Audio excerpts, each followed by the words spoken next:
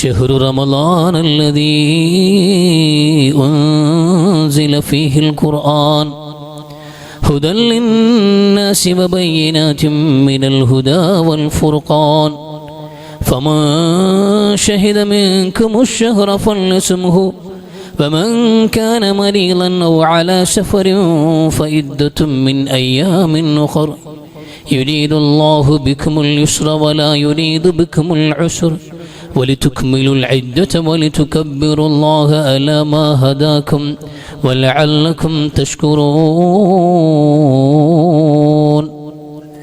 يا أيها الذين آمنوا اتقوا الله حق تقاته ولا تموتن إلا وأنتم مسلمون. പ്രിയമുള്ള മുഅ്മിനീങ്ങളെ, സത്യവിശ്വാസികളെ, സർവശക്തനായ അല്ലാഹുവിൻ്റെ വിധിവിലക്കുകൾ അനുസരിച്ച് കഴിവിൻ്റെ പരമാവധി ജീവിതത്തിൽ അല്ലാഹുവിനെ തഖ്വ ചെയ്ത് ജീവിക്കണമെന്ന് ആമുഖമായി എന്നോട് നിങ്ങളോട് വസിയത്ത് ചെയ്യുകയാണ്. അല്ലാഹു സുബ്ഹാനഹു വ തആല മുത്തഖീങ്ങളായി ജീവിക്കാനും മുസ്ലിമായി മരിക്കാനുമുള്ള നല്ല തൗഫീഖ് നമുക്ക് എല്ലാവർക്കും നൽകി അനുഗ്രഹിക്കട്ടെ. പ്രിയമുള്ളവരെ,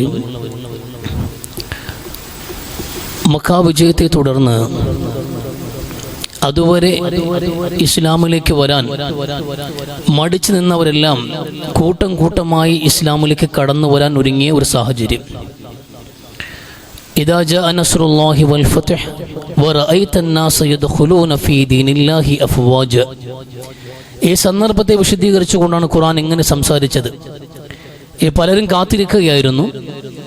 പലരും റസൂലുള്ളാഹിയുടെ വിഷയത്തിൽ വ്യക്തമായൊരു നിലപാട് സ്വീകരിക്കാതെ തള്ളാനും തയ്യാറായിട്ടില്ല, കൊള്ളാനും തയ്യാറായിട്ടില്ല. കാത്തിരിക്കാൻ നമുക്ക് ഭാവിയുണ്ട് എങ്കിൽ, ഈ മനുഷ്യന് എന്തെങ്കിലും ഒരു ഭാവിയുണ്ടെങ്കിൽ നമുക്ക് കാത്തിരിക്കാം. തൽക്കാലം ആ മനുഷ്യനെ വെറുപ്പിക്കാൻ നിൽക്കണ്ട, അംഗീകരിക്കാനും നിൽക്കണ്ട. നമുക്ക് കാത്തിരിക്കാമെന്ന് കണക്കാക്കിയ ഒരുപാട് ഗോത്രങ്ങൾ അറേബ്യയിലുണ്ടായിരുന്നു. മക്ക വിജയത്തെ തുടർന്ന് അവർ കൂട്ടം കൂട്ടമായി ഇസ്ലാമിലേക്ക് കടന്നു വന്ന സന്ദർഭമാണ് ഈ ഖുർആൻ ഇവിടെ വിശദീകരിക്കുന്നത്. ഈ ഘട്ടത്തിലാണ് ജറം ഗോത്രക്കാരും അല്ലാഹുവിൻ്റെ റസൂൽ സല്ലല്ലാഹു അലൈഹി വസല്ലമ തങ്ങളെ വിശ്വസിക്കാൻ വേണ്ടിയിട്ടും പ്രവാചകൻ സല്ലല്ലാഹു അലൈഹി വസല്ലമ തങ്ങളിൽ നിന്നും ഇസ്ലാമിൻ്റെ ബാലപാഠങ്ങൾ അഭ്യസിക്കാനും വേണ്ടിയിട്ട് ഒരു ചെറു സംഘം ആൾക്കാർ അവിടെ കടന്നു വരുന്നു. അല്ലാഹുവിൻ്റെ റസൂൽ സല്ലല്ലാഹു അലൈഹി വസല്ലമ തങ്ങൾ അടുക്കൽ വന്നിട്ട് അവരും പറഞ്ഞതുപോലെ തന്നെ അവരും കാത്തിരിക്കുകയായിരുന്നു. അങ്ങയുടെ ഭാവിക്ക് വേണ്ടിയിട്ട് അങ്ങൊരു വിജയം പൂർത്തീകരിക്കുന്ന പക്ഷം അങ്ങയോടൊപ്പം നിൽക്കാൻ നമ്മൾ മുമ്പേ കൂട്ടി തീരുമാനിച്ചതാണ്. അതുകൊണ്ട് ഇസ്ലാമിനെ കുറിച്ച് പരിചയപ്പെടുത്തണം. അങ്ങനെ റസൂൽ നിന്ന് ഇസ്ലാം പഠിച്ചു മനസ്സിലാക്കി അവർ മടങ്ങാൻ ഒരുങ്ങുമ്പോൾ ആ സംഘത്തിന്റെ തലവനോട് റസൂലുള്ളാഹി സ്വല്ലല്ലാഹു അലൈഹി വസല്ലമ തങ്ങൾ പറഞ്ഞു, നമസ്കാരത്തിന്റെ കാര്യം മറന്നുകൊണ്ട. ദിവസം 5 നേരം നമസ്കാരമുണ്ട്. ആ 5 നേരത്തെ നമസ്കാരത്തിന്റെ സമയമാകുമ്പോഴും നിങ്ങളിൽ നിന്ന് ഒരാൾ ബാങ്ക് വിളിക്കണം. എന്നിട്ട് നിങ്ങളിൽ നിന്ന് ഒരാളെ നിങ്ങൾ ഇമാമായി നിശ്ചയിച്ചിട്ട് അയാളുടെ പിറകിൽ നിന്ന് വേണം നിങ്ങൾ സംഘമായി നമസ്കരിക്കേണ്ടത് എന്ന് പുണ്യ നബി സ്വല്ലല്ലാഹു അലൈഹി വസല്ലമ. അത് പറയുമ്പോൾ അവർക്ക് സ്വാഭാവികമായി ഉണ്ടായ സംശയം, നബി ആരെയാണ് നമ്മൾ മുമ്പിൽ നിർത്തേണ്ടത്, ആരെ ഇമാമാക്കി വേണം നമ്മൾ നമസ്കരിക്കാനെന്ന് അദ്ദേഹം എടുത്തു ചോദിച്ചു. പുണ്യ നബി സ്വല്ലല്ലാഹു അലൈഹി വസല്ലമ തങ്ങൾ പറഞ്ഞു, അക്സറുഹും ഖുർആന, നിങ്ങളിൽ ഏറ്റവും കൂടുതൽ ഖുർആൻ മനഃപ്പാഠമാക്കിയതാരാണോ അയാളെ വേണം നിങ്ങൾ ഇമാമായി നിർത്തേണ്ടത് എന്ന് റസൂലുള്ളാഹി സ്വല്ലല്ലാഹു അലൈഹി വസല്ലമ. ഈ സംഭവം പറയുന്നത് അംർ ഇബ്നു സലമ റളിയല്ലാഹു അൻഹു ആണ്. അദ്ദേഹം പറയുന്നുണ്ട്, എൻ്റെ കൊച്ചുകാലത്ത് വളരെ ചെറിയ പ്രായത്തിൽ, അപ്പം മക്കാം ഫത്ഹിന് ചില വർഷങ്ങൾക്ക് മുമ്പ് തന്നെ നമ്മുടെ നാട്ടിൽ സജീവ ചർച്ചയാണ് ഈ മനുഷ്യൻ മുഹമ്മദ് നബി സ്വല്ലല്ലാഹു അലൈഹി വസല്ലമ. നമ്മളാണെങ്കിലും താമസിക്കുന്നത് ഒരു ജലാശയത്തിൻ്റെ തീരത്താണ്. അതുകൊണ്ട് ഒരുപാട് യാത്രാ സംഘങ്ങൾ വിശ്രമിക്കാൻ വേണ്ടി ഇറങ്ങുന്ന ഒരു സ്ഥലമാണ് എൻ്റെ നാട് എന്നുള്ളത്. അതുകൊണ്ട് തന്നെ ഈ ജലാശയത്തിന് സമീപത്ത് ഇറങ്ങുന്ന യാത്രക്കാരും സംഘങ്ങളും ഒക്കെ എപ്പോഴും ചർച്ച ചെയ്തിരുന്ന ഒരു പേര് മുഹമ്മദ് നബി സ്വല്ലല്ലാഹു അലൈഹി വസല്ലം. മക്കയിലും മദീനയിലുമായി വലിയ ചർച്ച ചെയ്യപ്പെടുന്ന മനുഷ്യനുണ്ടല്ലോ, എന്താ പറയുന്നത്, ആൾക്കാർക്ക് എന്താ പറയാനുള്ളത്, ഇതാണ് ചർച്ച.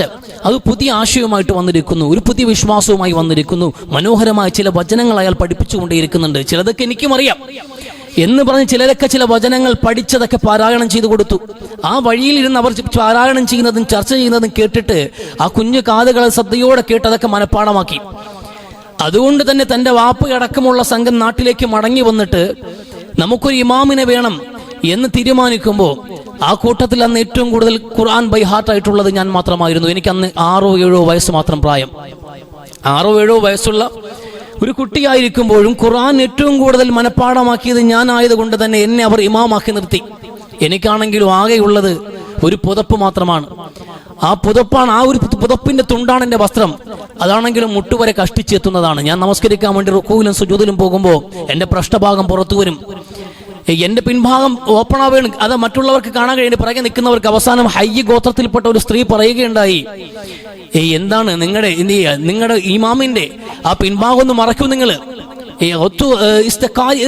നിങ്ങളുടെ ഓത്തുകാരന്റെ പിന്നാമ്പറൊന്ന് മറയ്ക്കുക, നമ്മുടെ കണ്ണുകൾക്ക് ബുദ്ധിമുട്ടാണ്. ഇത് ഇമാമിന് ഒരു തുണി എടുക്കാൻ തികച്ച് ഒരു വസ്ത്രമില്ലാതെ പോകുന്ന സാഹചര്യം.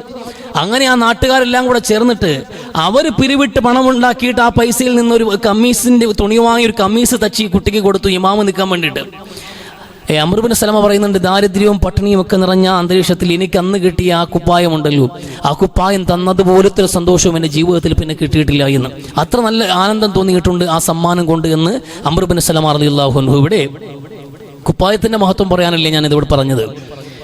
ഇവിടെ ഞാൻ പറഞ്ഞതിന്റെ കാര്യം നോക്കൂ, 6 or 7 വയസ്സുള്ള ഒരു കുട്ടിയെ ഇമാമായി നിർത്താൻ വേണ്ടി പറയുമ്പോൾ അതിന്റെ യോഗ്യത എന്താണ്? പ്രായമല്ല, ജീവിതത്തിന്റെ അനുഭവങ്ങളല്ല, എക്സ്പീരിയൻസ് അല്ല, മറ്റൊന്നുമല്ല. വിശുദ്ധ ഖുർആൻ ഏറ്റവും കൂടുതൽ പഠിച്ചതാരാണ് എന്നുള്ളതാണ് കാര്യം. ഈ ഖുർആൻ ഏറ്റവും നന്നായി മനസ്സിലാക്കിയവൻ അവനാണ് ഈ സമുദായത്തിലെ പോലും ഉത്തമൻ. അവനെ മുൻനിർത്തിക്കണം ഏത് വിഷയത്തിലും എന്നുള്ളത്. ഈ അഭിപ്രായം എടുക്കുന്ന വിഷയത്തിലാണെങ്കിലും ഇമാമായി നിർത്തുന്ന വിഷയത്തിലാണെങ്കിലും ഖുർആൻ അറിയുന്നവന് പരിഗണന പ്രത്യേകമുണ്ട് എന്നുള്ളതാണ് ഇവിടെ മനസ്സിലാക്കാൻ കഴിയുന്നത്. എത്രത്തോളം എന്ന് പറയുമ്പോൾ ഉഹുദ് യുദ്ധം കഴിഞ്ഞു. ഉഹുദ് യുദ്ധത്തിൽ 70ഓളം സഹാബാക്കൾ കൊല്ലപ്പെട്ടു. അതുകൊണ്ട് തന്നെ ഒരാൾക്ക് കൊടുക്കേണ്ട കഫൻ പുടവ 2 പേർക്ക് കൊടുക്കുകയും ഒരു കബറിൽ 2 പേരെ അടക്കേണ്ട സാഹചര്യം ഉണ്ടായി.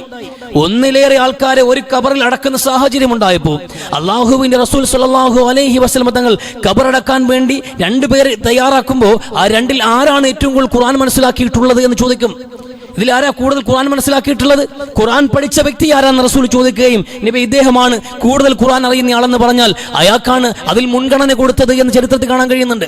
ഒരു കബറടക്കുന്ന സന്ദർഭത്തിൽ പോലും ഖുർആൻ കൂടുതൽ പഠിച്ചവനാണ് മുൻഗണന കൊടുക്കുന്നത് എന്ന് റസൂലിന്റെ ജീവിത ചരിത്രത്തിൽ മനസ്സിലാക്കാൻ കഴിയുമ്പോൾ എത്രത്തോളം മഹത്തരമാണ് ഖുർആന്റെ അധ്യാപനം എന്ന് മനസ്സിലാക്കണം. ഖൈറുക്കും മൻ തഅല്ലമൽ ഖുർആന വഅല്ലമഹു, നിങ്ങളിൽ ഏറ്റവും ഉത്തമന്മാർ ഖുർആൻ പഠിക്കുകയും പഠിപ്പിക്കുകയും ചെയ്യുന്നവനാണെന്ന് അള്ളാഹുവിന്റെ റസൂൽ സ്വല്ലല്ലാഹു അലൈഹി വസല്ലമ. ഈ വിശുദ്ധ ഖുർആൻ അത് പഠന വിധേയമാക്കേണ്ട ഒരു ഗ്രന്ഥം കൂടിയാണ്. നമുക്കതിനോടുള്ള വലിയ കടമയാണ് അത് പഠിക്കുക എന്നുള്ളത്. കേവല പാരായണം മാത്രമല്ല. നമ്മളതാ പറഞ്ഞു വന്നത്, വിശുദ്ധ ഖുർആനോട് നമുക്ക് ഒരു കടമയുണ്ട്. അവഗണിച്ച് മാറ്റി നിർത്തപ്പെടേണ്ട ഗ്രന്ഥമല്ല വിശുദ്ധ ഖുർആൻ. നമ്മൾ വല്ലാണ്ട് അവഗണിച്ചു കളഞ്ഞു, നമ്മളോടൊപ്പം ഉണ്ടായിട്ട് നമ്മൾ അങ്ങനെ മാറ്റി നിർത്തുകയാണ്. പാരായണത്തിന് പോലും നമ്മൾ എടുക്കുന്നില്ല. ഇനി പാരായണത്തിന് എടുത്താൽ നമ്മളിത് പാരായണം ചെയ്യാൻ വേണ്ടി മാത്രമുള്ള ഗ്രന്ഥമാണെന്നും കണക്കാക്കല്ലേ. നമ്മൾ അങ്ങനെ മനസ്സിലാക്കുന്ന ചില ആൾക്കാർ റമളാൻ വരുമ്പോൾ ഓതാൻ എടുക്കേണ്ട ഗ്രന്ഥമാണ്. റമളാൻ വരുമ്പോൾ ഓതാൻ എടുക്കേണ്ടത് നമ്മളെ കുട്ടികൾക്ക് മദ്രസയിലേക്ക് തൂക്കിക്കൊണ്ടുപോയി പഠിക്കേണ്ടതുമായ ഒരു പുസ്തകം മാത്രമാണ് ഖുർആൻ എന്ന്. അതിന്റെ ആശയപഠനം അതേതെങ്കിലും ചില ആൾക്കാർക്ക് പറഞ്ഞിട്ടുള്ളതാ. ഏതെങ്കിലും കുറെ ആൾക്കാരുണ്ടാവും ആലിമീങ്ങൾ എന്ന് പറഞ്ഞ് പ്രത്യേകം ഒരു വിഭാഗം, ഒരു കാറ്റഗറി രൂപപ്പെടണമല്ലോ. അവർക്ക് പഠിക്കാനുള്ള ഗ്രന്ഥമാണ് ഖുർആൻ. നമുക്കതിൽ ബാധ്യതയില്ല. ഖുർആന്റെ ആശയങ്ങൾ പഠിക്കേണ്ട കാര്യം നമുക്കില്ല, അത് ചിന്തിക്കേണ്ട കാര്യം നമുക്കില്ല എന്നതാണ് നമ്മുടെ രീതി എന്നുള്ളത്. ഖുർആൻ മനഃപ്പാഠമാക്കുന്നതിൽ മുസ്ലിമീങ്ങൾ പുറകോട്ട് പോകുന്നു. ഖുർആൻ ആശയ പഠനത്തിൽ മുസ്ലിമീങ്ങൾ പുറകോട്ട് പോകുന്നു. ഈ വിശുദ്ധ ഖുർആൻ മനഃപ്പാഠമാക്കുക ലോകത്തെ ഏറ്റവും വലിയ അറിവ്, ഒരു മനുഷ്യനെ ഏറ്റവും ഉത്തമനാക്കുന്ന അറിവ്. നിങ്ങളെല്ലാം നമ്മുടെ മക്കൾക്ക് വേണ്ടിയിട്ട് ഏറ്റവും നല്ലത് കൊടുക്കണമെന്ന് ആഗ്രഹിക്കുന്ന ആൾക്കാരാണ്. ഒരു സ്കൂൾ തിരഞ്ഞെടുക്കുമ്പോൾ പോലും നമ്മൾ ഒരുപാട് മാനദണ്ഡങ്ങൾ നോക്കാറുണ്ട്. ഏറ്റവും ബെറ്റർ വിദ്യാഭ്യാസം കൊടുക്കുന്ന, ഏറ്റവും കൂടുതൽ ജോലി സാധ്യതയുള്ള വിദ്യാഭ്യാസം കൊടുക്കുന്ന ആ സ്ഥാപനത്തിൽ നിന്റെ മക്കൾ പഠിക്കണം. ഫീസ് എനിക്ക് പ്രശ്നമല്ല, വണ്ടിക്കൂലി എനിക്ക് പ്രശ്നമല്ല, എനിക്ക് വേണ്ടത് എന്റെ മക്കളുടെ ഭാവിയാണ്. അതുകൊണ്ട് എന്റെ മക്കളുടെ ഭാവിക്ക് ആവശ്യമായ ഏറ്റവും നല്ല അറിവ് കൊടുക്കുന്ന പാഠശാല ഏതാണോ, വിദ്യാഭ്യാസ സ്ഥാപനം ഏതാണോ, അവിടെ എന്റെ മകൻ അഡ്മിഷൻ വേണമെന്ന് ആഗ്രഹിക്കുന്ന രക്ഷകർത്താക്കൾ എന്തുകൊണ്ട് മക്കൾക്ക് ഖുർആൻ പഠിപ്പിക്കുന്നില്ല? അത്ര വില പോലും നമ്മളെ മക്കൾ പഠിക്കുന്ന പാഠപുസ്തകത്തിലെ അക്ഷരങ്ങളുടെ വില പോലും വിശുദ്ധ ഖുർആൻ നൽകാത്തൊരു മാനസികാവസ്ഥയിൽ ഈ ഉമ്മത്ത് തരം താഴ്ന്നിട്ടില്ലേ? ഖുർആൻ എടുത്ത് വെക്കുന്ന സമയം പോലും വേണ്ടെന്ന്, ഈ സമയം ഖുർആൻ ഓതാനുള്ള സമയമാണെന്ന്, ഹോംവർക്ക് ചെയ്യാനുള്ള സമയമാണെന്ന് പറഞ്ഞ് മക്കളെ ഖുർആൻ പോലും തട്ടിമാറ്റിയിട്ട് സ്കൂളിന്റെ എക്സാമിന് വേണ്ടി തയ്യാറെടുക്കാൻ വേണ്ടി മക്കളെ പ്രേരിപ്പിക്കുന്ന ആ ഒരു അവസ്ഥയിലേക്ക് നമ്മൾ താഴ്ന്നു പോയിട്ടുണ്ട്. ഖുർആന്റെ മഹത്വം നമുക്ക് മനസ്സിലായിട്ടില്ല. ഹൃദയത്തിൽ ഖുർആന്റെ ഒരു അംശം പോലും ഇല്ലാത്ത മനുഷ്യനെ കുറിച്ച് റസൂൽ പറഞ്ഞത് കൽബൈത്തിൽ ഖരിബ് എന്നാണ്. ഹൃദയത്തിനകത്ത് ഖുർആൻ ഒരു ആയത്ത് പോലും മനഃപ്പാഠമില്ലാത്ത മനുഷ്യൻ അവൻ പൊളിഞ്ഞുപോയ വീട് പോലെയാണ് എന്ന് റസൂലുള്ളാഹി സ്വല്ലല്ലാഹു അലൈഹി വസല്ലം. പറയുമ്പോൾ വീടെന്ന് പറയാം, പക്ഷെ വീടിന്റെ ഉപയോഗം ഉണ്ടാവില്ല. പറയുമ്പോൾ വീടെന്നൊക്കെ പറയാൻ കഴിയും, പക്ഷെ ഒരു വീടിന്റെ ഒരു ഉപയോഗവും ഉണ്ടാവില്ല. അതുപോലെ ഹൃദയത്തിൽ ഖുർആന്റെ ഒരു ആയത്ത് പോലും മനഃപ്പാഠമില്ലാത്ത മനുഷ്യൻ എന്നുള്ളത് അവൻ എന്ത് ചെയ്യുക, മുസ്ലിം എന്ന് പറയാനേ കഴിയൂ, മുസ്ലിമിന്റെ ഗുണമുണ്ടാവില്ല എന്ന് റസൂലുള്ളാഹി സ്വല്ലല്ലാഹു അലൈഹി വസല്ലമ. അതുകൊണ്ട് തന്നെ ഖുർആൻ പാരായണം ചെയ്യലും മനഃപ്പാഠമാക്കലും നമ്മുടെ ബാധ്യതയാണ്. ഖുർആൻ മനഃപ്പാഠമാക്കുന്ന വിദ്യാർത്ഥികൾക്ക്, കുട്ടികൾക്കുള്ള പ്രതിഫലവും അവന്റെ മാതാപിതാക്കൾക്ക് പരലോകത്ത് കൊടുക്കുന്ന അംഗീകാരങ്ങളും വലിയ വായിൽ റസൂലുള്ളാഹി സംസാരിച്ചിട്ടുണ്ട്, വലിയ വിശദീകരണം നൽകിയിട്ടുണ്ട്. അതിലേക്ക് പോകുന്നില്ല. തൽക്കാലം നമുക്കിതിന്റെ ആശയ പഠനം എന്നൊരു വിഷയമുണ്ടല്ലോ. ഖുർആൻ പഠനവിധേയമാക്കണം, അതിന്റെ ആയത്തുകളോട് നമ്മൾ കടന്നു ചെല്ലണം. നിങ്ങൾക്ക് പഠിക്കാവുന്ന വിധം അതിനെ പരുവപ്പെടുത്തി നൽകിയിട്ടുണ്ട് എന്ന് വിശുദ്ധ ഖുർആൻ. നിങ്ങൾക്ക് മനസ്സിലാക്കാവുന്ന വിധം ഇതിന്റെ ആശയങ്ങളെ നിങ്ങൾക്ക് ചർച്ച ചെയ്യാവുന്ന വിധം, ചിന്തിക്കാവുന്ന വിധമാണ് ഈ വിശുദ്ധ ഖുർആനെ ലളിതമാക്കി അള്ളാഹു സംവിധാനിച്ചിരിക്കുന്നത്. ഫഹൽ മിൻ മുദ്ദക്കിർ. എന്നിട്ട് എവിടെ ചിന്തിക്കുന്നവർ, എവിടെ വിശുദ്ധ ഖുർആൻ പഠിക്കുന്നവർ എന്ന് ഖുർആൻ ചോദിക്കുന്നുണ്ട്. അള്ളാഹു നമുക്ക് ചെയ്ത ഏറ്റവും വലിയ അനുഗ്രഹത്തെ അള്ളാഹു അക്കമിട്ട് നിരത്തുന്ന അധ്യായമാണ് സൂറത്തുർ റഹ്മാൻ. റഹ്മാൻ തുടക്കത്തിൽ പറഞ്ഞൊരു വാചകമുണ്ട്, അർ റഹ്മാൻ അല്ലമൽ ഖുർആൻ ഖലഖൽ ഇൻസാന അല്ലമഹുൽ ബയാൻ. അതിന്റെ ഒരു ഘടന പോലും നോക്കണം നിങ്ങൾ. അർ റഹ്മാൻ, ഏറെ കരുണയുള്ളവനാണ് അള്ളാഹു, ഏറെ കരുണയുള്ളവൻ, മനുഷ്യരോടെമ്പാടും ഒരുപോലെ കരുണ കാണിക്കുന്നവൻ. ഈ മുസ്ലിമെന്നോ അമുസ്ലിമെന്നോ ഇല്ല, മാനവ സമൂഹത്തോട് സമദൂരത്തിൽ കരുണ കാണിക്കുന്നവൻ അല്ലാഹു. ആ റഹ്മാൻ ചെയ്ത ഏറ്റവും വലിയ കരുണ നിങ്ങൾക്കറിയുമോ? അല്ലമൽ ഖുർആൻ, അവൻ ഖുർആൻ നിങ്ങളെ പഠിപ്പിച്ചു എന്നുള്ളതാണ്. ഈ ഖുർആൻ നമുക്ക് പഠിക്കാവുന്ന വിധം അതിന് സംവിധാനിക്കുകയും പഠിക്കാവുന്ന ഒരു അവസ്ഥയിൽ നമ്മുടെ മാനസികമായ വികാസം നൽകുകയും നമുക്ക് ഉൾക്കൊള്ളാവുന്ന പാകത്തിന് ഖുർആനെ വാക്കുകളെ ലളിതമാക്കുകയും ചെയ്തുകൊണ്ട് പഠിക്കാവുന്ന എല്ലാ സൗകര്യങ്ങളും നമുക്ക് ഒരുക്കി നൽകിയല്ലോ. അതാണ് പറഞ്ഞത് അല്ലമൽ ഖുർആന എന്ന്. ശേഷം അല്ലാഹു പറഞ്ഞ ഖലഖൽ ഇൻസാന അല്ലമഹുൽ ബയാൻ. ആദ്യം പറയേണ്ടതിന് പിന്നെ പറഞ്ഞു അല്ലാഹു മനുഷ്യനെ സൃഷ്ടിക്കുകയും ആശയവിനിമയത്തിന് വേണ്ടി ഭാഷയെ പരുവപ്പെടുത്തുകയും ചെയ്തു അല്ലാഹു എന്ന്. മനുഷ്യനെ സൃഷ്ടിച്ചവനാണ് അല്ലാഹു. അത് അല്ലാഹു നമുക്ക് ചെയ്ത ഏറ്റവും വലിയ അനുഗ്രഹമാണ്. അതുപോലെ ചിന്തിക്കാനും സ്വന്തമായ ആശയങ്ങൾ രൂപപ്പെടുത്താനും ആ ആശയങ്ങളെ സമൂഹത്തിന് പങ്കുവെക്കാനുമുള്ള ബയാൻ, ആ ബയാനെ മനുഷ്യന് അല്ലാഹു സുബ്ഹാനഹു വ തആല പഠിപ്പിച്ചു നൽകി, സൗകര്യപ്പെടുത്തി നൽകി. ശേഷമാണ് പറയേണ്ടിയിരുന്നത് അല്ലമൽ ഖുർആൻ എന്ന്, ഖുർആൻ പഠിക്കാനുള്ള കഴിവ് നൽകി എന്നുള്ളത്. പക്ഷെ അല്ലാഹു രണ്ട് പടി മുമ്പിൽ പറഞ്ഞു. കാരണം ഖുർആൻ പഠിക്കാൻ കഴിഞ്ഞു എന്നുള്ളതാണ് മനുഷ്യന്റെ വിശേഷ ബുദ്ധിയാണ്, വിവേകമാണ്, അറിവാണ് അവന്റെ മഹത്വത്തിന്റെ മാനദണ്ഡം. അത് കാരണത്താലാണ് മനുഷ്യൻ പടക്കപ്പെട്ടത് പോലും. അറിവിനെ മുൻഗണന കൊടുത്തത്. മനുഷ്യൻ ഖുർആൻ പഠിക്കാനുള്ള അതിന്റെ ശേഷിയുണ്ടല്ലോ, ആ കഴിവ്, അത് പരിഗണിച്ചിട്ട് തന്നെയാണ് അല്ലാഹു ആദ്യം മനുഷ്യനെ സൃഷ്ടിക്കുന്നത് പോലും. മലക്കുകളോട് നടത്തിയ ചർച്ച ചെയ്യുമ്പോൾ അങ്ങനെയാണല്ലോ. നമ്മൾ സൃഷ്ടിക്കാൻ പോകുന്ന മനുഷ്യനെ എന്ന് പറയുമ്പോൾ എതിർവാദം ഉന്നയിച്ച മലക്കുകളോട് പറഞ്ഞത് മനുഷ്യന്റെ അറിവിനെ കുറിച്ചാണ്, അവന്റെ വിവേകശേഷിയെ കുറിച്ചാണ്. ഖുർആൻ പഠിക്കാനുള്ള അവന്റെ അപാരമായ ശേഷിയുണ്ടല്ലോ, അത് ഏറ്റവും വലിയ അനുഗ്രഹം. അതിനാ മുൻഗണന കൊടുത്തത് അർ റഹ്മാൻ അല്ലമൽ ഖുർആൻ എന്ന്. ആ ഖുർആൻ പഠിക്കാൻ നമുക്ക് അല്ലാഹു സൗഭാഗ്യം നൽകിയ, അനുഗ്രഹം നൽകിയിട്ട് അതിന്റെ ആശയ പഠനത്തിലേക്ക്, അതിലേക്ക് ഇറങ്ങി വരാൻ നമ്മളെ കൊണ്ട് കഴിയാതെ പോകുന്നുണ്ട്. സത്യത്തില് നിർജീവമായ ഒരു ഭൂമിയുണ്ടല്ലോ, നിർജീവമായി കിടക്കുന്ന ഒരു ഭൂപ്രദേശം, ആ ഭൂപ്രദേശത്തെ സജീവമാക്കാനും ജീവസുറ്റതാക്കാനും മഴ എത്രത്തോളം അനിവാര്യമാണോ അതിനേക്കാളും ഒരു വിശ്വാസിയുടെ വരണ്ടുപോയ ഹൃദയങ്ങളെ സജീവമാക്കാൻ, നിർജീവമായ മയ്യിത്തായി പോയ ഒരു വിശ്വാസിയുടെ മനോനിലങ്ങളെ സജീവമാക്കാനും ജീവസുറ്റതാക്കാനും വിശുദ്ധ ഖുർആന്റെ അധ്യാപനങ്ങൾ അനിവാര്യമാണ്. ഈ ഖുർആൻ നമ്മുടെ ഹൃദയങ്ങളിലേക്ക് പെയ്തിറങ്ങുമ്പോഴാണ് നമ്മുടെ ജീവിതത്തിൽ വസന്തമുണ്ടാവുക. മാലിക് ഇബ്നു ദീനാർ റഹ്മത്തുള്ളാഹി പറയുന്നുണ്ട്, മനുഷ്യരെ, യാ അഹ്ലൽ ഖുർആൻ, ഖുർആന്റെ വക്താക്കൾ എന്ന് പറയുന്ന മനുഷ്യരെ, നിങ്ങൾ എന്തുകൊണ്ട് നിങ്ങളുടെ ഹൃദയങ്ങൾ ഖുർആൻ വസന്തമുണ്ടാക്കുന്നില്ല? എന്താണ് മാദാ സറഅ ഫീ ഖുലൂബികുൽ ഖുർആന, നിങ്ങളുടെ ഹൃദയങ്ങളിൽ എന്ത് വിത്തുകളാണ് ഖുർആൻ വിതച്ചിട്ടുള്ളത്? എന്ത് വിതയാണ് ഖുർആൻ സംഭാവന ചെയ്തത്? എന്ത് വസന്തമാണ് ഈ ഖുർആൻ വിരിയിച്ചിട്ടുള്ളത് എന്ന് ചോദിക്കുകയാണ് മാലിക് ഇബ്നു ദീനാർ റഹ്മത്തുള്ളാഹി. കാരണം ഇന്നൽ ഖുർആന റബീഉൽ മുഅ്മിനീൻ, ഓരോ കാലഘട്ടത്തിലേക്കും പെയ്തിറങ്ങുന്ന ഊഷരമായ ഭൂമിയെ സജീവമാക്കുന്ന മഴ പോലെയാണ് മനോഹരമായ വിശുദ്ധ ഖുർആന്റെ വചനങ്ങൾ. ഒരു വിശ്വാസിയുടെ ഹൃദയത്തിൽ അത് വസന്തമുണ്ടാക്കുമെന്ന്. നമ്മുടെ ഹൃദയത്തിൽ വസന്തമുണ്ടാക്കേണ്ട, നമ്മുടെ ജീവിതത്തിൽ പരിവർത്തനം ഉണ്ടാക്കേണ്ട വരികളാണ് ഖുർആന്റെ വരികൾ. പക്ഷെ നമ്മൾ തെല്ലും മനസ്സിലാക്കാതെ പോയിട്ടുണ്ട്. നമ്മൾ ചിന്തിക്കാൻ പോലും നിന്നിട്ടില്ല, നമ്മൾ ആലോചിക്കാൻ പോലും നിന്നിട്ടില്ല.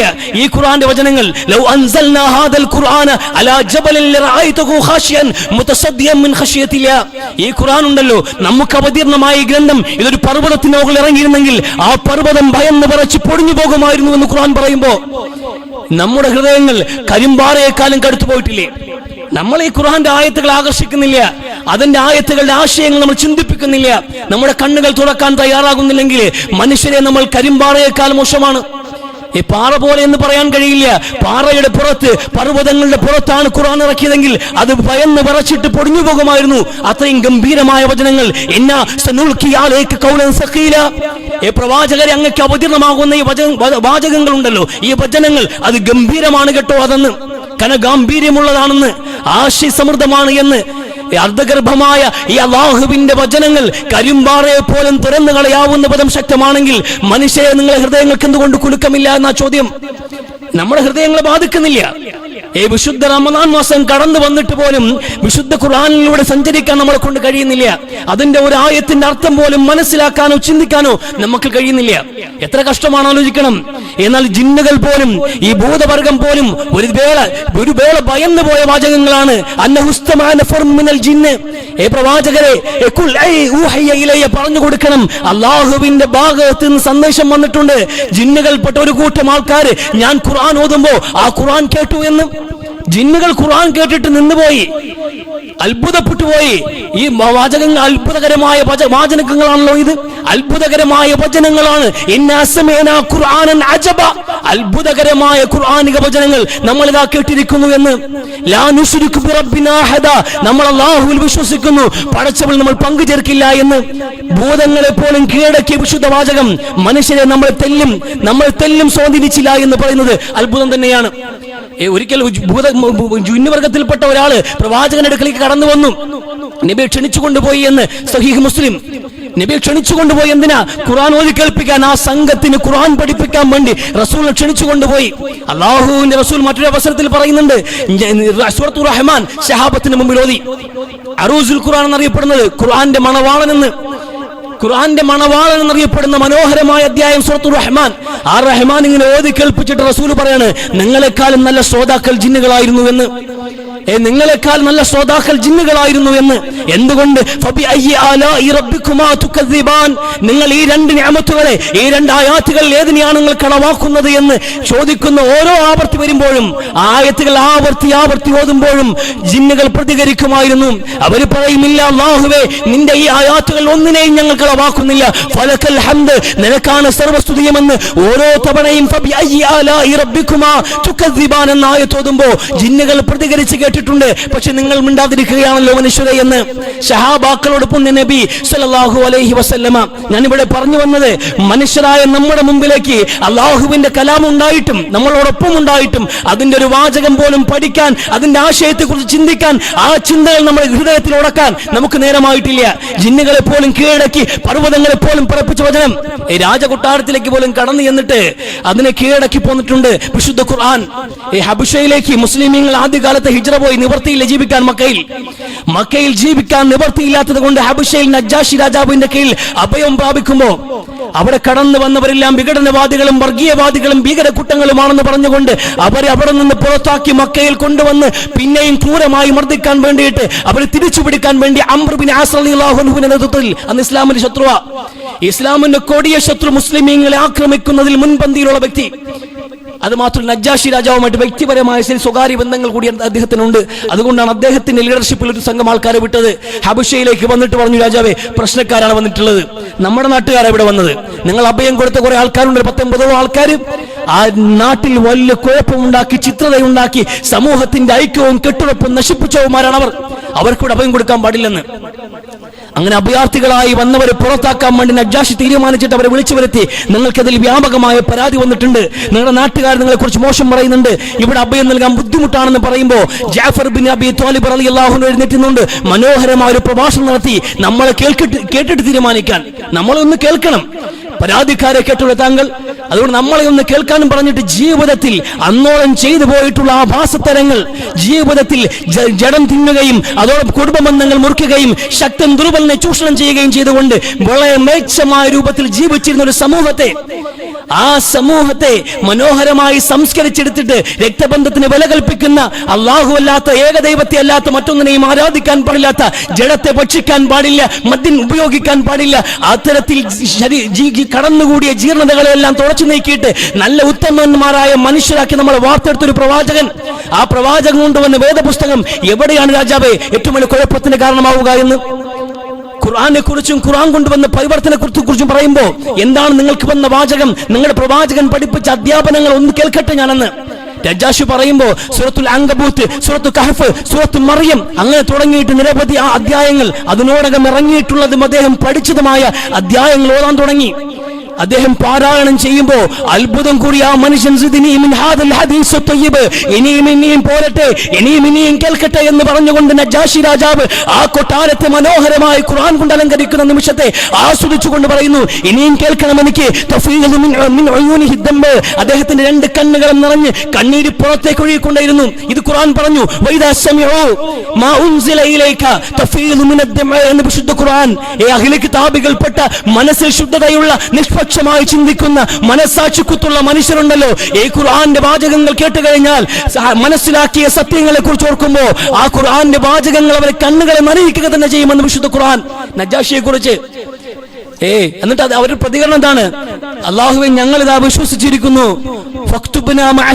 എന്ന്. അല്ലാഹുവേ, ഞങ്ങളിതാ വിശ്വസിച്ചിരിക്കുന്നു എന്ന്. അംർ ഇബ്നു ആസിഖിനെ കൊണ്ടുണ്ടായ നേട്ടം എന്താണ്? നജ്ജാശി കൂടി രഹസ്യമായി ഇസ്ലാം മതം സ്വീകരിച്ചു. ഈ വേദവാക്യങ്ങളുടെ മുമ്പിൽ ഞാനിതാ കീഴടങ്ങുന്നു എന്ന്. ആ മനുഷ്യ അവസാനം വരെ മുസ്ലിം തന്നെയായിരുന്നു എന്ന് മാത്രമല്ല, ആ ബന്ധം ഒരുപാട് കാലം സുദീർഘമായ ഒരു കാലഘട്ടം അംർ ഇബ്നു ആസ് ഇസ്ലാമിലേക്ക് വന്നിട്ടേ ഇല്ല. ഇസ്ലാമിനെ ദ്രോഹിക്കാൻ തന്നെ മുമ്പന്തിയിൽ നിന്ന് ഒരിക്കൽ ഈ സൗഹൃദ കൂടിക്കാഴ്ചകൾ പലപ്പോഴായി നടക്കാറുണ്ട് ഈ നജ്ജാശിയും അംർ ഇബ്നു ആസും തമ്മിൽ. ആ കൂടിക്കാഴ്ചയിൽ ഒരിക്കൽ നജ്ജാശിയാണ് പറയുന്നത്, നിങ്ങൾക്ക് എന്തുകൊണ്ട് ഇസ്ലാം സ്വീകരിച്ചുകൂടാ? എന്താണ് അതിനോട് വെറുപ്പ്? ആ മതവും ആ സന്ദേശങ്ങൾക്കും എത്ര മനോഹരമാണ്, അത് ജീവിതത്തിൽ പകർത്തിക്കൂടെ എന്ന് നജ്ജാശിയുടെ പ്രേരണയാണ് അംർ ഇബ്നു ആസിനെ പോലും ഇസ്ലാമിലേക്ക് കൊണ്ടുവന്നതെന്ന് ചരിത്രം. ഇവിടെ ഞാൻ പറഞ്ഞു വന്നത് നോക്കൂ, ഒരു ഇസ്ലാമുമായിട്ട് ഒരു പുലബന്ധവും ഇല്ലാതെ അകന്നു കഴിയുന്ന ഒരു വ്യക്തിക്ക് പോലും ഖുർആന്റെ ആ ആശയങ്ങൾ കേൾക്കുമ്പോൾ അതിന്റെ മുമ്പിൽ കണ്ണു നിറയ്ക്കാതിരിക്കാൻ കഴിയുന്നില്ലെന്ന് പറയുമ്പോൾ നമ്മൾ എവിടെ നിൽക്കുന്നു? നമ്മൾ പാരമ്പര്യ ഇസ്ലാംവാദികളല്ലേ? നമ്മൾ ജനിച്ചപ്പോൾ മുതലേ ഖുർആൻ കൊണ്ട് നടക്കുകയല്ലേ? കൂടെ കൊണ്ട് നടക്കുകയാണ് ഖുർആൻ. നമ്മളോടൊപ്പം എപ്പോഴും ഉണ്ട്. പക്ഷേ ഖുർആനെ തുറന്നു വെച്ചിട്ട് ഓതിയ ഒരു വാചകവും അതിന്റെ ഒരു ആശയവും നമ്മൾ ചിന്തിപ്പിച്ചിട്ടില്ല, നമ്മൾ കണ്ണ് നനയിച്ചിട്ടുമില്ല. അതാണ് അത്ഭുതം. അതാണല്ലോ അത്ഭുതം. ലോകത്ത് ഇസ്ലാമിനെ ഏറ്റവും വലിയ ശത്രുക്കൾക്ക് പോലും, ഇസ്ലാമിനെ വെറുപ്പോടെ കണ്ടവർക്ക് പോലും, ഖുർആൻ വലിച്ചു കീറിയവർക്ക് പോലും അതിന്റെ മുമ്പിൽ പഞ്ചപുച്ച് മടക്കി കീഴടങ്ങേണ്ടി വന്നിട്ടുണ്ട്. ഖുർആനെ വെല്ലുവിളിച്ച് കടന്നു വന്ന ഇസ്ലാമിന്റെ ശത്രുക്കൾ അല്ലാഹുവിന്റെ റസൂലിന്റെ കാലത്ത് മുതൽ ഉമർ ബിൻ ഖത്താബിനെയും കീഴടക്കിയത് വിശുദ്ധ ഖുർആനല്ലേ? ജുബൈർ ബിൻ മുത്ഇമിനെയും കീഴടക്കിയത് വിശുദ്ധ ഖുർആനല്ലേ? ലബീദിനെയും കീഴടക്കിയത് വിശുദ്ധ ഖുർആനല്ലേ? അങ്ങനെ ഖുർആന്റെ വചനമല്ലാതെ മറ്റെന്താണ്? ഖുർആൻ അല്ലാതെ മറ്റെന്താണ് ലോകത്ത് മനുഷ്യനെ കീഴടക്കിയത്? ഇന്നും ലോകത്ത് നിലയ്ക്കാതെ തുടർന്നുകൊണ്ടിരിക്കുകയാണ്. ലോകത്ത് ഇന്നും ഇസ്ലാം വളർന്നുകൊണ്ടേയിരിക്കുന്നു. ഇസ്ലാം നശിച്ചു പോകണമെന്ന് ആഗ്രഹിക്കുന്ന, ഇസ്ലാമിനെതിരെ വിമർശനങ്ങൾ ഉന്നയിക്കുന്ന, ഖുർആനെ പരിഹസിക്കുന്നവർ, തെരുവ് പട്ടികളെ പോലെ ഓടിയിടുന്ന കുറെ എക്സ് മുസ്ലിമീങ്ങൾ, അവരൊക്കെ വലിയ വായിൽ ഖുർആനെ വിമർശിച്ചിട്ടും എന്തുകൊണ്ട് ഖുർആൻ എന്നും ഏറ്റവും മനോഹരമായി ഓതപ്പെടുകയും അതിന്റെ ആയത്തുകളിലൂടെ ജനങ്ങൾ കടന്നു വരികയും ചെയ്യുന്നുണ്ട്. അമേരിക്ക ഏറ്റവും വലിയ ഇസ്ലാമിക ശത്രു രാജ്യം എന്ന് പറയപ്പെടുന്ന അമേരിക്കയിൽ പോലും പ്രതിവർഷം 20,000-ഓളം ആൾക്കാർ ഇസ്ലാമിലേക്ക് കൺവെർട്ട് ചെയ്യുന്നുണ്ട്. ഫ്രാൻസിൽ 5,000-ലേറെ ആൾക്കാർ കൺവെർട്ട് ചെയ്ത് വരുന്നുണ്ട്. റഷ്യയിൽ 4,000-ലേറെ ആൾക്കാർ കൺവെർട്ട് ചെയ്ത് വരുന്നുണ്ട്. സ്പെയിനിൽ 2,000-നും 4,000-നും ആൾക്കാർ കൺവെർട്ട് ചെയ്ത് ഇസ്ലാമിലേക്ക് വരുന്നുണ്ട്. എന്താ കാര്യം? മുഹമ്മദ് നബി ഇപ്പോൾ ജീവിക്കുന്നില്ല. മുഹമ്മദ് നബി ഇവിടെ ജീവിക്കുന്നില്ല, പക്ഷെ വിശുദ്ധ ഖുർആൻ അവശേഷിക്കുന്നുണ്ട്. വിശുദ്ധ ഖുർആന്റെ വാചകങ്ങൾ മനസ്സിലാക്കുമ്പോൾ ഖുർആനെ വിമർശിക്കാൻ വേണ്ടി വന്നവർ പോലും അതിന്റെ മുമ്പിൽ കീഴടങ്ങിയിട്ട് കണ്ണീരോടെ ഇസ്ലാം മതം സ്വീകരിക്കുമ്പോൾ ഈ പാശ്ചാത്യ ലോകത്ത് ഖുർആൻ ഖത്ം ഓതുന്ന എത്രയോ സായിപ്പുമാരെ കാണാൻ കഴിയും. അമുസ്ലിമീങ്ങൾക്ക് പോലും ഖുർആൻ ആശ്വാസം നൽകുന്നു. ഹോളിവുഡ് സൂപ്പർ താരങ്ങൾ പോലും, അവിടുത്തെ സൂപ്പർ താരങ്ങൾ പോലും ഖുർആൻ മനോഹരമായി വിശുദ്ധ ഖുർആൻ റമദാൻ മാസത്തിൽ ആദ്യ അവസാനം കംപ്ലീറ്റ് ചെയ്യുന്നു. അവരുടെ ജീവിതത്തിന് ധർമ്മസങ്കടങ്ങൾ ഉണ്ടാകുമ്പോൾ, പ്രയാസങ്ങൾ ഉണ്ടാകുമ്പോൾ ആശ്വാസമായിട്ട് ഖുർആനെ സമീപിക്കുന്നു. പക്ഷെ നമുക്കത് കഴിയുന്നില്ല. അത് ഇന്നും നിലയ്ക്കാത്ത പ്രവാഹം. ഖുർആൻ തുടങ്ങി വെച്ച സാംസ്കാരിക വിപ്ലവത്തിന്റെ വീര്യം ചോർക്കാൻ ഒരു വിമർശകരെ കൊണ്ടാവുന്നില്ല. ഓരോ മനുഷ്യനെയും നെഞ്ചകങ്ങളിലേക്ക് നുഴഞ്ഞു കയറിക്കൊണ്ട് അവരെയെല്ലാം കീഴടക്കി ഖുർആൻ മുന്നോട്ട് പോകുമ്പോ, ഖുർആന്റെ മുമ്പിൽ മനുഷ്യരായ മനുഷ്യർ മുഴുവനും അവർ കണ്ണീർ വാർക്കുമ്പോൾ നമ്മളെ കൊണ്ട് സാധ്യമാകുന്നില്ല. ഇസ്ലാമിന്റെ ശത്രുക്കൾ പോലും ഇന്ന് നെഗറ്റീവുകൾക്കാണ് ഏറ്റവും കൂടുതൽ പ്രസക്തിയുള്ളത്. പോസിറ്റീവ് പറയുന്ന ആരും കേൾക്കാറില്ല. അതുകൊണ്ട് വിമർശിക്കപ്പെടുമ്പോഴാണ് ശ്രദ്ധിക്കപ്പെടുന്നത്. അതുകൊണ്ട് ഇന്ന് ഇസ്ലാമിന്റെ ദഅവത്ത് പോലും ശത്രുക്കളാണ് നിർവഹിക്കുന്നത്. ഖുർആന്റെ പ്രബോധനം ചെയ്യുന്നവരാ നമ്മളാണോ? ഇന്ന് ഖുർആനെ കുറിച്ച് നമ്മളൊന്നും സംസാരിക്കാറില്ല. നമ്മളെ ഉപയോഗിക്കുന്നില്ല, പിന്നെയാണോ നമ്മൾ പ്രബോധനം ചെയ്യുന്നത്? ഈ ഇസ്ലാമിൻ ശത്രുക്കളാണ് ഇന്ന് ഖുർആന്റെ പ്രബോധകര്. അവർ എന്ത് ചെയ്യും? ഖുർആനെതിരെ ചെയ്യുന്ന വിമർശനങ്ങളാണ് ഇന്നതിന്റെ പ്രബോധനം. നെഗറ്റീവുകൾ കാണുമ്പോൾ, എതിർക്കപ്പെടുമ്പോൾ ശ്രദ്ധിക്കപ്പെടുന്നത് വിശുദ്ധ ഖുർആനാണ്. അതിലൂടെ ഒരുപാട് പേർ കടന്നു വന്നുകൊണ്ടിരിക്കുകയാണ്. പക്ഷേ ഈ ഒരു അവസ്ഥയിലേക്ക് നമ്മളെ കൊണ്ട് സാധ്യമാവുന്നില്ല. അതാണ് നമ്മുടെ ചോദ്യം. റമദാൻ മാസത്തിൽ പോലും നമുക്ക് ഖുർആനെ നമ്മൾ ശ്രദ്ധിക്കാൻ കഴിയാതെ പോകുന്നുണ്ട്. അത് പഠനവിധേയമാക്കാൻ കഴിയുന്നില്ല, അത് ഓതാൻ നമ്മളെ കൊണ്ട് കഴിയുന്നില്ല, അതിന്റെ ആശയങ്ങൾ ചിന്തിക്കാൻ കഴിയുന്നില്ലെങ്കിൽ എത്ര കഷ്ടമാണത്. ഈ ലോകത്ത് ഈ അത്ഭുതങ്ങൾ സൃഷ്ടിക്കുന്ന അല്ലാഹുവിന്റെ റസൂലിന്റെ അത്ഭുതം, റസൂൽ പറഞ്ഞല്ലോ, നിങ്ങൾക്ക് മുഅ്ജിസത്ത്, മുഅ്ജിസത്ത് നിങ്ങൾ കണ്ടിട്ടുണ്ടോ എന്ന്. മുഅ്ജിസത്ത് നിങ്ങൾ കണ്ടിട്ടുണ്ടോ? അത്ഭുതങ്ങൾ. ഓരോ കാലഘട്ടത്തിലും അല്ലാഹു അയക്കുന്ന പ്രവാചകന്മാർ അതാത് കാലഘട്ടങ്ങളിലെ മനുഷ്യർക്കിടയിൽ ഒരു മനുഷ്യനെയാണ് അല്ലാഹു തിരഞ്ഞെടുക്കുന്നത്.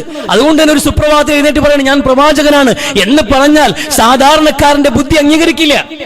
എനിക്ക് നിന്നെ അറിയാം, നീ എന്റെ ചേട്ടന്റെ മകനാണ്. എനിക്ക് നിന്നെ അറിയാം, നീ എന്റെ കൂട്ടുകാരന്റെ മകനാണ്. നീ എങ്ങനെയാണ് ദൈവത്തിന്റെ പ്രവാചകനാവുക എന്ന് ജനങ്ങൾ ചോദിക്കില്ലേ? സ്വാഭാവികമായും ചോദിക്കും. ആ ചോദ്യങ്ങൾക്കുള്ള മറുപടി അവരുടെ ജീവിതത്തിൽ അല്ലാഹു വ്യക്തമാക്കും. അതിന്റെ പേരാണ് മുഅ്ജിസത്ത്. അമാനുഷികമായ ചില സിദ്ധികൾ നൽകിക്കൊണ്ട് ഓരോ കാലഘട്ടത്തിലെയും ജനങ്ങൾ അവരുടെ പ്രവാചകത്വം അംഗീകരിക്കുന്ന വിധത്തിലുള്ള ഐഡന്റിറ്റി, ഒരു പ്രത്യേകമായി തിരിച്ചറിയാവുന്ന ഒരു എവിഡൻസ് അല്ലാഹു നൽകും. അതിന്റെ പേരാണ് മുഅ്ജിസത്ത്. അങ്ങനെ തെളിയിക്കപ്പെട്ടിട്ടുണ്ട് ഓരോ പ്രവാചകന്മാരും. എന്നാൽ എനിക്ക് നൽകപ്പെട്ട ഏറ്റവും അമാനുഷികമായ മുഅ്ജിസത്ത് അറിയുമോ നിങ്ങൾക്ക്? അത് ഖുർആനാണ്. അത് ഖുർആനാ. ആ ഖുർആൻ സ്വാലിഹ് നബി അലൈഹി ഇസ്ലാമിന്റെ ഒട്ടകത്തെക്കാളും, മൂസാ നബി അലൈഹി ഇസ്ലാമിന്റെ അത്ഭുത പടിയേക്കാളും, ഈസാ നബി അലൈഹി ഇസ്ലാമിന്റെ കാലഘട്ടത്തിലെ അത്ഭുത തളുകയേക്കാളും അത്ഭുതകരമാണ്. നിങ്ങൾക്ക് ഒരു പാറയിൽ നിന്നും പാറ പ്രസവിച്ച ഒട്ടകത്തെ കാണുമ്പോൾ അത്ഭുതം തോന്നും. തറയിടുമ്പോ പാമ്പായി മാറുന്ന വടിയെക്കുറിച്ചുള്ള ഖുർആൻ വാക്കുകളും ചരിത്രങ്ങളും കേൾക്കുമ്പോ നിങ്ങൾക്ക് അത്ഭുതം തോന്നുന്നുണ്ട്. എത്ര കഴിച്ചാലും പിന്നെയും ഉൽപ്പാദിപ്പിക്കുന്ന അത്ഭുത തലകയുണ്ടല്ലോ, ഈസാ നബിയുടെ തലകയെ കുറിച്ച് കേൾക്കുമ്പോ നിങ്ങൾക്ക് പിന്നെയും അത്ഭുതം തോന്നും. എന്തുകൊണ്ട് ഖുർആനിൽ നിങ്ങൾക്ക് അത്ഭുതം ഉണ്ടായില്ല? എനിക്ക് നൽകപ്പെട്ട ഖുർആനാണ് എന്റെ ഏറ്റവും വലിയ മുഅ്ജിസത്ത് എന്ന് പുണ്യ നബി സല്ലല്ലാഹു അലൈഹി വസല്ലമ എന്റെ പ്രബോധിത വിഷയവും എന്റെ മുഅ്ജിസത്തും എന്റെ അമാനുഷികതയും ഈ ഖുർആനിൽ അവസാനിക്കുന്നു എന്ന് പുണ്യ നബി സല്ലല്ലാഹു അലൈഹി വസല്ലമ. അതുകൊണ്ട് തന്നെ ഈ ഖുർആന്റെ അനുയായികളാണ് ലോകത്ത് ഏറ്റവും കൂടുതൽ ഉണ്ടാവുക എന്ന്, എനിക്കാണ് ഏറ്റവും വലിയ പിൻഗാമികൾ ഉണ്ടാവുക എന്ന് ഞാൻ സ്വാഭാവികമായും ആഗ്രഹിക്കുന്നു എന്ന് പുണ്യ നബി സല്ലല്ലാഹു അലൈഹി വസല്ലമ. അത് റസൂൽ പറയുന്നത് അക്സറുഹും താബിയൻ യൗമൽ ഖിയാമ, ഖിയാമത്ത് നാളിൽ ഏറ്റവും കൂടുതൽ അനുയായികളുമായിട്ട് ഞാൻ വരുമെന്നതിന്റെ പ്രതീക്ഷയുണ്ട്. കാരണം ഞാൻ ഇവിടെ അവതരിപ്പിക്കുന്ന അമാനുഷികമായ മുഅ്ജിസത്ത് എന്റെ വേദമാണെന്ന് നബിയുടെ ആത്മവിശ്വാസമാണ്, കോൺഫിഡൻസ് ആണ്, ഖുർആനാണെന്ന്. പക്ഷെ നമ്മൾ ആലോചിക്കുക, ഈ ഖുർആന്റെ വക്താക്കൾ ജനിച്ചതിന്റെ പേരിൽ ഇവിടെ ജീവിക്കുന്നതിന്റെ പുറത്തേക്ക് നമ്മൾ ഖുർആൻ സ്വാധീനിക്കുന്നില്ല. അതാ പ്രശ്നം. അത് നമ്മൾ പഠന വിധേയമാക്കുന്നില്ല. എന്ന് നിങ്ങൾ എന്താ ഖുർആൻ പഠിക്കാത്തത്? നിങ്ങൾ എന്താ ഖുർആൻ മനസ്സിലാക്കാത്തത്? നിങ്ങൾ എന്താ ഖുർആനിൽ ചിന്തിക്കാത്തത്? നിങ്ങളുടെ ഹൃദയങ്ങൾ മൂടി വീണിരിക്കുന്നോ എന്ന്, നിങ്ങളുടെ ഹൃദയങ്ങൾ മൂടപ്പെട്ടിരിക്കുന്നോ എന്ന് ഖുർആൻ ചോദിക്കാണ്. എന്താ മറുപടി പറയാനുള്ളത് നമുക്ക്? അതേ അല്ലാഹുവേ, മൂടി വീണിരിക്കുകയാണ്, നമുക്കതിൽ താല്പര്യമില്ല എന്ന്. അതാണ് നമ്മുടെ മറുപടി. ഹൃദയത്തിൽ മൂടി വീണിരിക്കുന്നു അല്ലാഹുവേ, ഇത് തുറക്കാൻ നിന്നെ കൊണ്ടല്ല, ഈ ഖുർആന്റെ വാചകങ്ങളെ കൊണ്ട് കഴിയില്ല. നമ്മൾ അങ്ങനെയാണ് അല്ലാഹുവേ എന്ന്. ഖതമല്ലാഹു അലാ ഖുലൂബിഹിം വഅലാ സമഇഹിം വഅലാ അബ്സാരിഹിം ഗിശാവ എന്ന്. അങ്ങനെയാണോ കണ്ണുകളും കാതുകളും ഹൃദയത്തിലും മൂടി വീടപ്പെട്ടവരാണോ നമ്മൾ? പൂട്ടി താക്കോൽ എടുത്തു കഴിഞ്ഞു, നെഞ്ചു തുറക്കില്ലേ നമ്മൾ? ഈ ഖുർആൻ കാണില്ലേ? ഇതിനെക്കുറിച്ച് ചിന്തിക്കാൻ നമ്മൾ തയ്യാറാവുന്നില്ലേ എന്ന്. അത് അല്ലാഹുവിന്റെ ചോദ്യം. എന്താ മറുപടി പറയാനുള്ളത്? വിശുദ്ധ റമദാൻ മാസത്തിൽ ഖുർആൻ ഇറങ്ങിയത് കൊണ്ട് മാത്രം മനോഹരമായി അലങ്കരിക്കപ്പെട്ട അനുഗ്രഹിക്കപ്പെട്ട ഈ മാസത്തിൽ ഈ വ്രതശുദ്ധിയോടെ ഇരിക്കുമ്പോൾ വിശ്വാസിക്ക് എന്ത് മറുപടി പറയാനുണ്ട്? ഇല്ല അല്ലാഹുവേ, നമ്മൾ നെഞ്ചുകൾ തുറന്നുകൊണ്ട് ഈ ഖുർആന്റെ വാചകങ്ങളെ കുറിച്ച് ചിന്തിക്കാൻ തയ്യാറാണെന്ന് പറയാൻ നമ്മളെ കൊണ്ട് കഴിയണ്ടേ? ഇതിന് പഠന വിധേയമാക്കാൻ ഈ ഖുർആനിൽ നിന്ന് മാറിയ ഒരു ജീവിതം നമുക്കില്ല. ഓരോ നിമിഷത്തിലും നമ്മൾ കടന്നു പോകുന്ന ജീവിതത്തിൽ ഓരോ നിമിഷത്തിൽ കഴിയുന്ന വിധത്തിൽ ഈ ഖുർആൻ ആയത്തുകൾ പഠിക്കാനുള്ള സൗകര്യങ്ങൾ കണ്ടെത്താൻ, അതിനുവേണ്ടി ചർച്ച ചെയ്യാൻ, അതിനുവേണ്ടി ഇരിക്കാൻ നമ്മൾ തയ്യാറാണെന്ന് മറുപടി പറയാൻ കഴിയണ്ടേ? അങ്ങനെ ചെയ്യുന്ന പക്ഷം അല്ലാഹുവിന്റെ കാരുണ്യം, അല്ലാഹുവിന്റെ സക്കീനത്ത് എന്തുമാത്രം പരിഗണനയാണ് നമുക്കുണ്ടാവുക. മജ്തമഅകും ഫീ ബൈത്തിൻ മിൻ ബുയൂത്തില്ലാഹി യത്ലൂന കിതാബല്ലാഹി വയതദാറസൂനഹു ബൈനഹും ഇല്ലാ നസലത് അലൈഹിമുസ് സക്കീന വഗശിയതുഹുമുർ റഹ്മ വഹഫതുഹുമുൽ മലായിക. അല്ലാഹുവിന്റെ റസൂൽ പറയാണ്, നിങ്ങൾ മുസ്ലിമീങ്ങൾ കുറച്ച് ആൾക്കാർ അല്ലാഹുവിന്റെ പള്ളിയിൽ ഒരുമിച്ചിരുന്നിട്ട് ഖുർആൻ പഠിക്കാൻ തയ്യാറായാൽ, ഖുർആന്റെ ആശയങ്ങൾ ചർച്ച ചെയ്യാൻ തയ്യാറായാൽ അല്ലാഹുവിന്റെ സമാധാനം നിങ്ങൾക്ക് ഇറങ്ങുമെന്ന് റസൂൽ സ്വല്ലല്ലാഹു അലൈഹി വസല്ലം. നമ്മുടെ ഹൃദയങ്ങൾ അല്ലാഹുവിന്റെ ഒരു സമാധാനം നിക്ഷേപിക്കപ്പെടും. നമുക്കെന്താ ആവശ്യമുള്ളത്? സന്തോഷമാണ്. നമ്മളെന്തിനാ ദുനിയാവിൽ പരക്കം പായുന്നത്?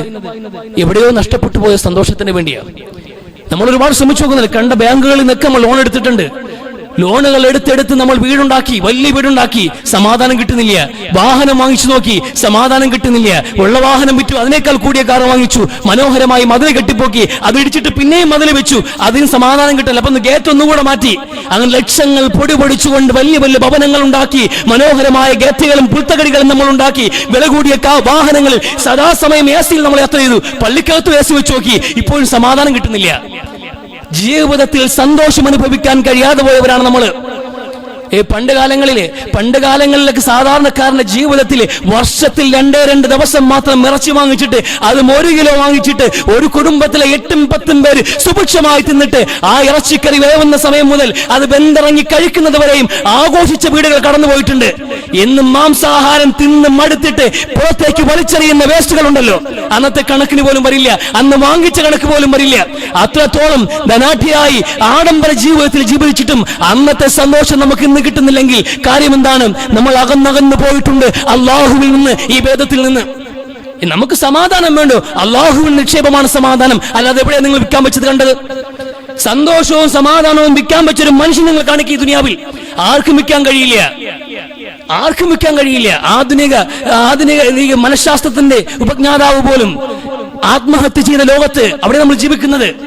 അയാൾക്ക് പോലും സമാധാനമില്ലാതെ സിഗ്മണ്ട് ഫ്രോയിഡ് ആത്മഹത്യ ചെയ്യേണ്ടി വന്നു. അയാൾ ആധുനിക മനഃശാസ്ത്രത്തിന്റെ പിതാവ് എന്നറിയപ്പെടുന്നയാള്. സമാധാനമില്ലാതെ ആത്മഹത്യ ചെയ്തു പോയ മനുഷ്യനെ അയാൾക്ക് പോലും സമാധാനം കൊടുക്കണമെങ്കിൽ അള്ളാഹു നിക്ഷേപിക്കണ്ടേ? പടച്ചവന്റെ നിക്ഷേപമാണ് ഹൃദയത്തിന്റെ സമാധാനം. ആ സമാധാനം നിങ്ങൾക്ക് വേണമെങ്കിൽ നിങ്ങൾ അള്ളാഹുവിനെ കുറിച്ചുള്ള ചർച്ചയിലേക്ക് വരാൻ. അലാ ബിദിക്രില്ലാഹി തത്മഇന്നുൽ ഖുലൂബ്. ഓളങ്ങൾ നിലച്ച് ശാന്തമായ ഒരു ഹൃദയം നിങ്ങൾക്ക് വേണോ? സമാധാനമുള്ള മനസ്സ് നിങ്ങൾക്ക് വേണോ? അള്ളാഹുവിന്റെ ദിക്റിലേക്ക് വരാൻ, അള്ളാഹുവിന്റെ ഖുർആൻ ചർച്ച ചെയ്യാൻ, അതാ പഠിപ്പിക്കുന്നത്. ഇത് നമ്മുടെ ബാധ്യതയാണ്. വിശുദ്ധ ഖുർആന്റെ ആയത്തുകളിലൂടെ, അതിന്റെ ആശയങ്ങളിലൂടെ ഇറങ്ങിച്ചില്ലുക എന്നുള്ളത് വിശ്വാസിയുടെ കടമയാണ്, ബാധ്യതയാണ്. അവഗണിക്കാൻ പാടില്ല. അങ്ങനെ അവഗണിച്ചാൽ റസൂലിന് പറയേണ്ടി വരും, ഇന്നക്കും ഇത്തഖദു ഹാദൽ ഖുർആന മഹ്ജൂറ, ഇവർ ഈ ഖുർആനെ അവഗണിച്ചു അല്ലാഹ് എന്ന് പരലോകത്ത് പുണ്യ നബിക്ക് പറയേണ്ടി വരും. ആ അവസ്ഥ ഉണ്ടാവാൻ പാടില്ലല്ലോ. അതുകൊണ്ട് ഞാൻ പറഞ്ഞു വന്ന രണ്ടാമത്തെ കാര്യം ഇത്. ഒന്നാമത് പറഞ്ഞത് വിശുദ്ധ ഖുർആൻ പാരായണം ചെയ്യേണ്ട ബാധ്യതയാണ്. അത് കഴിഞ്ഞ ആഴ്ച പറഞ്ഞു. രണ്ടാമത് ഖുർആന് കൊടുക്കേണ്ട ഏറ്റവും വലിയ പരിഗണന അത് പഠന വിധേയമാക്കുക, അതിന്റെ ആശയങ്ങളിലൂടെ സഞ്ചരിക്കാൻ നമ്മളെ കൊണ്ട് കഴിയണം. അള്ളാഹു ചിന്തിച്ച് പ്രവർത്തിക്കാൻ തൗഫീഖ് നൽകി അനുഗ്രഹിക്കട്ടെ.